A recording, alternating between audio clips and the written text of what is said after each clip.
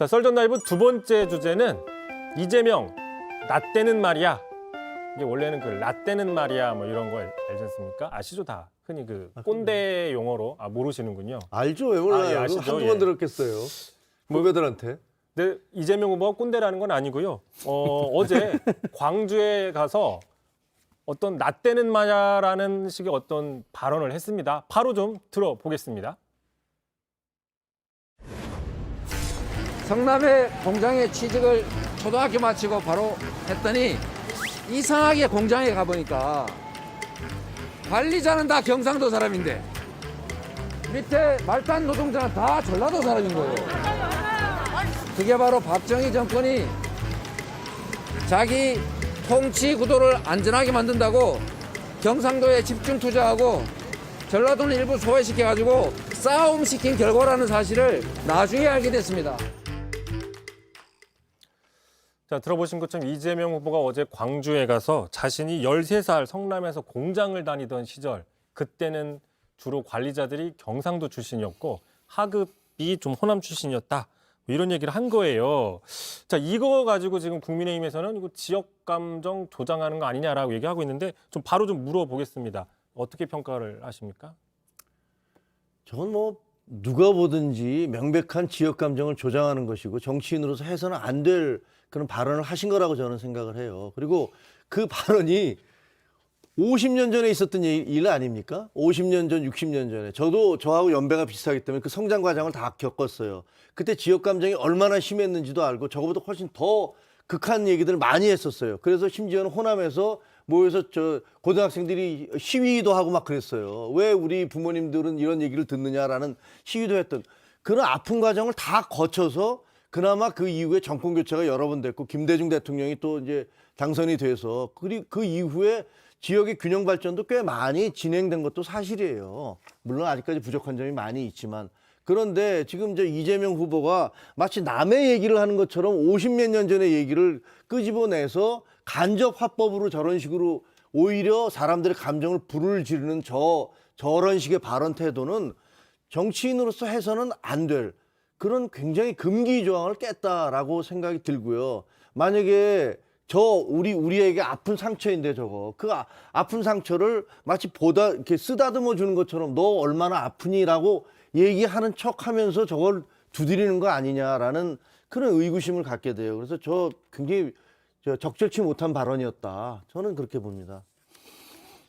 이재명 후보가 좀 마음이 급한 게 아닌가 싶습니다. 지금 호남에서의 지지율이 역대 민주당 정권을 창출할 때 후보들의 지지율에 비하면은 굉장히 좀 떨어진다. 이런 어떤 분석이 있잖아요. 객관적으로 여론조사 수치도 그렇고. 그렇다 보니까 다른 일정 취소하고 지금 호남에 내려가 가지고 호남인들의 어쨌든 마음을 즉각적으로 자극할 수 있는 이제 그런 발언을 호남의 소외의식, 차별의식 이걸 자극을 한 건데 바람직한 발언은 아니죠. 만약에 똑같은 행태를 국민의힘 쪽에서 대구나 경북 가서 한다면 민주당은 어떤 입장이겠습니까? 똑같은 식의 논리를 구사한다면 지난 문재인 정부 시절에 그리고 과거 민주당 정권 시절에 우리 TK가 이런 식으로 차별받고 박근혜 대통령까지 구속시킨 거 아니냐 뭐 이런 식의 얘기를 하지 않는다고 장담을 할 수가 있겠어요? 그런 면에서 봤을 때 저는 이건 오히려 우리 정치에서 점점 퇴정해 가고 있는 지역주의 혹은 지역 갈등을 다시 불러올 수 있는 그런 발언이라고 보고 바람직하지 않죠. 그러니까 저는 이재명 후보가 호남에서의 그 지지율이 좀 다급하고 또 그걸 회복하는 게 지금 굉장히 시급한 과제라고 하더라도 다시 이런 그 지역의 차별의식, 소외의식, 오래 이제 그 DNA 속에 잠재되어 있는 그거를 자극해서 불러내는 식의 선거운동 방식은 후과를 남길 거고 부적절하다고 봅니다. 일단 좀 더 그 맥락을 보면 일단 이재명 후보는 그렇게 얘기는 했어요. 그러니까 지금이 아니라 자신이 13살 때 성남에서 공장을 다니던 시절, 그러니까 뭐 말씀하신 것처럼 한 50년 전 그때 얘기를 하면서 이제 그 현재 그 얘기를 왜 광주에 가서 해요? 그렇죠. 예. 그 얘기를 왜 성남에서 있었던 50년 전의 얘기를 왜 거기 가서 하냐고요. 그 얘기는 그 자체가 감정을 최대한 지역 감정을 조장하려는 그런 의도가 아니라고 어떻게 얘기할 수가 있겠어요. 그래서 저는 저건 정말 아니다. 일단 지난달이었습니다. 이재명 후보가 TK 또 안동이랑 여러 군데를 방문하면서 그때 얘기했던 거는 뭐냐면 박정희 전 대통령에 대해서 상당히 좀 긍정적인 평가를 한 게 있습니다. 뭐 예를 들어 박정희 시대의 고속도로가 뭐 상업화를 이끌었다, 또는 어떤 박 전 대통령의 그 업적, 이 부분에서 일단 평가를 떠나서 산업 대전환을 만들어냈던 거는 되새겨야 된다, 뭐 이런 식의 어떤 업적에 긍정적인 평가를 한 부분이 있는데, 일단 오늘 발언, 어제 발언만 놓고 보면은 같은 시기에 호남 사람들, 뭐 경상 TK 사람들은 좀 이런 어떤 차이가 있었다, 이런 얘기이기 때문에 어떻게 봐야 될까요? 뭐 보통 그런 얘기 하지 않습니까? 그 지역 가면 조금 더 그 지역에 대한 얘기를 많이 하게 되고, 뭐 이런 측면으로 봐야 그럼에도 불구하고 지역 감정이다. 기본 가치나 원칙이 서로 충돌하면 안 되죠. 근데 이제 이재명 후보의 선거 캠페인에서 이런 장면이 비단 이것만이 아닙니다. 그렇죠. 예를 들어서 중대재해법이 어제부터 시행이 됐어요. 근데 그거에 대해서 경총 가가지고는 그 법 잘 안 될 거다. 그거 입증하기 쉽지도 않고, 그러니까 마치 기업 오너들 안심하셔라, 그 별 실효성이 없다, 이런 식의 얘기를 하고, 또 노동공약을 발표할 때는 예를 들어서 안전 문제 중요하고 이 중대재해법 이런 거 강하게 어쨌든 만들어야 된다, 이렇게 얘기를 하시고, 이게 이제 근본 가치가 사실은 충돌하는 거거든요. 그러니까 이재명 후보가 요즘에 실용을 내세우고 있습니다. 근데 실용이라는 것도 원칙과 가치 위에서 실용이어야 그게 빛나고 돋보이는 건데, 원칙과 가치가 없는 실용은 그거는 그냥 선거 포퓰리즘일 뿐이에요.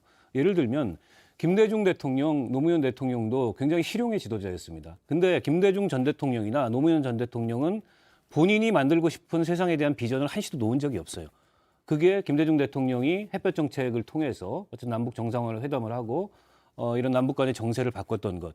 노무현 전 대통령이 어쨌든 오랜 지역 갈등 이거 해소하기 위해서 굉장히 노력했고, 원칙과 공정이 지켜지는 사회를 위해서 굉장히 노력했던 걸 한시도 놓은 적이 없습니다. 이재명 후보에게서는 그런 면모가 안 보여요. 그런 면모가 안 보인다니까 그 실용이 이런 방식으로 충돌하는 겁니다. 여기 가서는 이 말하고 저기 가서는 저 말하고, 그 두 개가 근본적으로 충돌해도 개의치 않겠다, 표만 되면 된다, 그건 실용이 아니죠. 그렇죠. 예를 들면 그 노무현 대통령 같은 경우 뭐 바보 노무현 뭐 소리를 들으면서 사실은 뭐 되지도 않는데 나가서 출마했다 계속 떨어지고 이런 모습들을 반복을 했었잖아요. 그런데 지금 이재명 후보가 이번 호남에 가서 하신 저 발언이 저는 앞으로도 계속 발목을 잡을 거라고 생각을 해요. 왜냐하면 그 이전에 비슷한 유사한 발언들이 있었어요. 예를 들면 박근혜 전 대통령에게 뭐 존경하는 박근혜 대통령이라고 했다가 나중에 이게 논란이 되니까 내가 존경한다고 그랬더니 진짜 존경하는 줄 알아요, 맥락을 봐야지, 뭐 이렇게 얘기를 하셨고, 전두환 전 대통령에 대해서도 심지어는 뭐라고 그랬냐면 그 광주에 가서는 그 비석을 밟았잖아요. 그리고 또 이쪽에 경상도에 가서는 뭐라고 그랬냐면 경제에는 성과를 보이신 분이다, 이렇게 얘기를 했어요. 그리고 박정희 대통령에 대해서는 물론 뭐 말할 수 없이도 많이 했어요. 그동안 뭐 지금 앵커가 약간 소개를 하셨지만 대한민국을 경제대국으로 만든 공이 있는 사람이 있다, 박정희 대통령. 박정희 시대의 고속도로가 전국 산업화를 이끌었다. 산업화 기반을 확보하려고 노력했던 박 전 대통령, 꼭 그분을 기린다기보다는 어쨌든 대대적인 산업 대전환을 만들어냈던 걸 되새겨볼 필요가 있다라는 식으로 해서 도대체 이 발언만으로 보면 누가 얘기하는 건지를 도저히 이해할 수 없을 정도로 칭송을 하고 있단 말이에요. 근데 그랬다가 지금 호남에 가서는 이렇게 박정희가 차별을 해서 공장에는 다 관리자는, 아니 그때 당시에 박정희 전 대통령이 관리자는 다 경상도로 쓰고 일하는 사람 다 전라도로 써라, 이렇게 했겠어요? 그거 자체로도 말이 안 되는 얘기인데, 그런 과거에 있었던 그 지역 감정의 아픈 상처들을 다시 끄집어내서 저렇게 사람들을 자극을 하는 것들이 예. 일단 뭐 그런 분석도 있긴 있습니다. 그러니까 이제 아까 말씀드린 것처럼 그 지역에 가서는 조금 더 감정적으로 얘기를 하게 되는 게 일반적인 사례이기 때문에 지금 얘기가 나오는 게 그 호남, 어떻게 보면 민주당 지지의 핵심 지역 중에 하나인데, 호남에서 생각보다 지지율이 많이 안 나오고 있다, 이런 분석들이 나왔지 않습니까? 참고로 오늘 또 여론조사가 하나 나왔는데, 이 여론조사를 보더라도 최근 같은 업체 여론조사를 보면은 계속 사실상 수평을 그리고 있어요. 이재명 후보 같은 경우에는 37, 34, 35 정도. 오늘 반면에 윤석열 후보 같은 경우에는 뭐 미진한 측면이 있지만 조금씩 올라가는. 그러니까 약간 오늘은 붙었죠. 뭐 이제 그에 반해서 안철수 후보는 조금 떨어지긴 했습니다. 그러니까 저런 식으로 이른바 이재명 후보의 경우에 그 박스권이다, 30대 중후반에서 계속 수평을 유지하고 있다. 이게 어떻게 보면은 핵심 지지층에서 전폭적인 지지가 안 나오는 측면도 하나 있다. 그러다 보니까 호남에 갔을 때 조금 더 감정적으로 호소한 거 아니냐 이런 분석도 나오긴 하더라고요. 제 생각입니다만 호남에 가서 지지를 얻으려면 지난번에 그 붕괴 사고가 냈을 때 바로 내려가셨어야죠. 바로 내려가서 이거에 대해서 철저하게 규명을 하겠다라고 얘기를 하던가 뭐 물론 그런 액션을 보여주시는 게 호남 분들에게 그래도 우리를 위해서 이렇게 이제 저 사람이 대변하려고 노력하는구나 이런 모습일 것 같은데 그게 아니고 나중에 무슨 이준석 그 대표 내려가고 나니까 뒤에 뭐 송영길 대표가 또 그다음에 내려갔고 그래서 뭐 그쪽 격렬한 항의를 받았잖아요. 그다음에 다시 내려가서 뭐 지지도가 떨어지니까 저런 식의 발언을 통해서 그 표를 얻으려고 하든가. 근데 제가 보기에요. 호남 분들이요. 그렇게 단순하거나 간단하지 않다고 생각을 해요. 그거 과거에 있었던 일이지만 지금 현재 유권자로 된 50년 전의 일들을 가지고서 지금 저렇게 비판을 하면 그러니까 50년 전에 당신이 그렇게 얘기해 주니까 내가 당신을 위해서 표를 찍어야겠다라고 얘기할 호남 분들 얼마나 많을지 이건 잘 모르겠습니다. 하지만 저게 건강한 선거운동이라든가 물론 선거운동이라는 것을 다 건강하게 할 수만은 없는 것이고 다 그 어떤 누구에게 해주겠다 뭐 퍼주겠다 뭐든가 이루어주겠다라는 공약 같은 것들 과장된 공약이 있을 수밖에 없는 거지만 저런 식의 감정을 자극하는 공약은 아니다. 네, 뭐 마찬가지 생각이고요. 그러니까 호남인들이 갖고 있는 지역주의가 남긴 상처가 있습니다. 그리고 실제 호남에 대한 차별이 있었던 것도 명백하고 또 광주 같은 그런 사건으로 인해서 그런 호남인들이 갖고 있는 한 같은 거 풀리지 않은 게 있어요. 근데 그거를 과거에 있었던 그 지역주의를 자극한다 그래서 해소될 수 있는 문제는 아니에요. 게다가 요즘의 호남의 젊은 세대는 또 다를 거란 말입니다. 과거와 같은 그런 차별, 물론 근본적으로 부모 세대가 받았던 차별을 지금 현 세대도 받지 않는다고 볼 수는 없지만 그 강도는 다를 거예요. 그리고 정도도 다를 거고. 근데 저런 것들이 과연 설득력이 있을까? 이런 느낌이 없지 않아 있고 저는 이재명 후보가 저렇게 박스권에 갇혀 있는 이유 그리고 지지층이 이 공고하게 결집되지 않는 이유에 대해서 조금 약간 성찰적으로 봐야 되지 않을까 이런 생각이 들어요.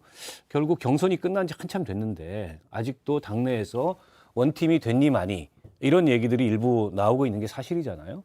그리고 이재명 후보가 갖고 있는 이른바 이제 비호감 여전히 높고 그게 이제 개선이 안 되다 보니까 국민의힘이나 윤석열 후보가 한참 지지율이 빠질 때도 그게 이재명 후보 지지율로 넘어가지 않는 이제 그런 정체 현상을 보이고 있는데 이거를 뭐 자극적인 말 몇 마디 한다 그래서 혹은 계속 이렇게 그 이른바 이제 소확행 공약이라는 식으로 이런 공약을 쏟아놓는다 그래서 해결될 문제가 아니고 이재명 다음을 찾는 게 이른바 이제 뭐 이재명은 합니다. 그리고 이재명이라는 정치인에게 국민이 애초에 기대했던 그런 이재명 다음을 찾는 게 오히려 더 맞는 방법이 아닐까 그렇게 생각해 봅니다.